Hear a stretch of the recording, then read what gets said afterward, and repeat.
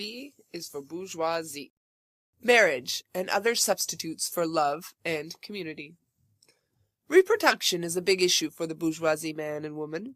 They can only have children under very precise circumstances. Anything else is irresponsible, unwise, a poor decision for the future. They must be prepared to give up every last vestige of their youthful, selfish freedom to have children. For the mobility their corporations demand and the strain of vicious competition have destroyed the community network that long ago used to share the labor of child-rearing. Now every family unit is a tiny military outpost, closed and locked to the outside world, both in their hearts and in the paranoia-turned city planning of their suburbs. Each one is an isolated emotional economy, to itself where scarcity is the key word.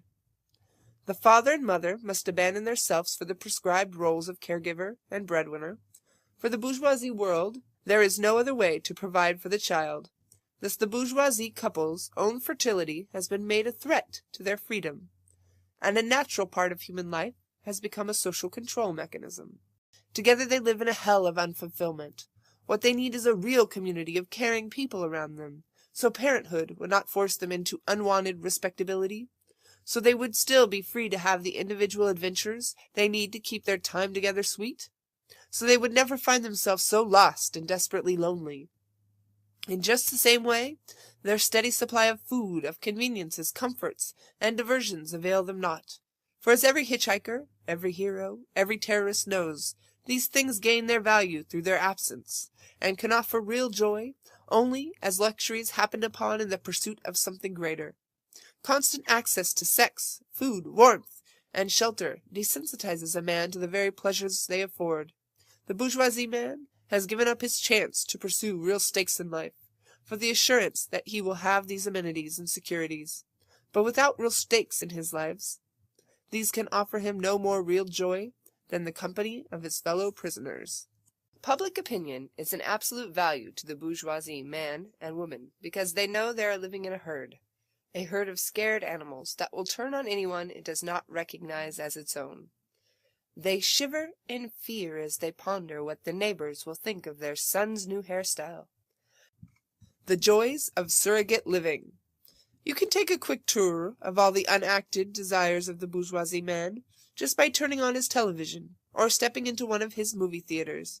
He spends as much time as he can in these various virtual realities because he instinctively feels that they can offer him more excitement and satisfaction than the real world.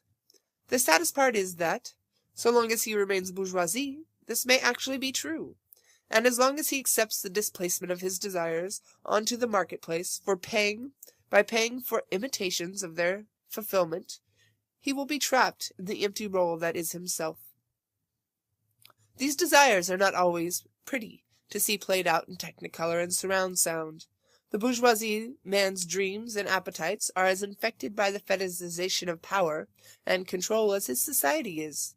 The closest he seems to be able to offer to an expression of free, liberated desire is the fantasy of all-consuming destruction that appears again and again at the black heart of his wildest cinematic fever dreams. This makes sense enough. After all, in a world of nothing but strip malls and theme parks, what honest thing is there to do but destroy?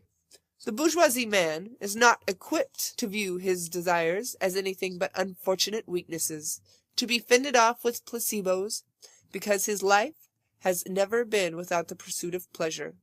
He has spent several centuries achieving higher and higher standards of survival, at the cost of everything else. Tonight he sits in his living room, surrounded by computers, can openers, radar detectors, home entertainment systems, novelty ties, microwave dinners, and cellular telephones, with no idea what went wrong. The bourgeoisie man is only possible by virtue of the blinders he wears that prevent him from imagining that any other way of life is possible. As far as he can tell, anyone from the impoverished migrant workers of his own nation to the monks of Tibet would be bourgeoisie too, if only they could afford it. He does his damnedest to maintain these illusions. Without them, he would have to face the fact that he has thrown his life away for nothing. The bourgeoisie man is not an individual. He is not a real person. Although if he was, he would probably live in Connecticut. He is a cancer inside all of us. He can now be cured.